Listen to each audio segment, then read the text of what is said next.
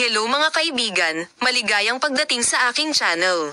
Nandito kami na may magandang video. Ang mga sikat na Turkish actor na sina Ken Yaman at Özge Gürel, na kilala sa kanilang maraming matagumpay na serye sa TV at kanilang presensya sa internasyonal na arena, ay muling ginulat ang kanilang mga tagahanga. Matapos ang pagtatapos ng isang kaso na umakit sa pag-usisa ng publiko at ng kanilang mga tagahanga, nagulat ang dalawa sa atensyon ng media.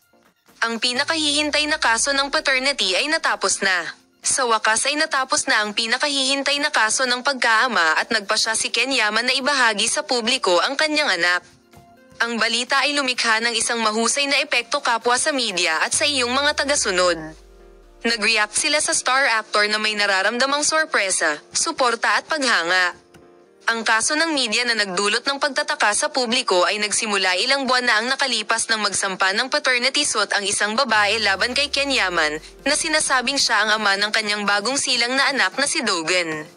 Bagaman hindi nagbigay ng pahayag ang aktor sa issue noong una, sinundan ng Turkish at world media ang mga pangyayari. Mabilis na naging agenda ng media ang issue na may mga chismis at haka-haka tungkol sa kung paano tutugan si Ken Yaman sa mga paratang na ito. Ibibigay namin sa iyo ang mga detalye tungkol sa paksa.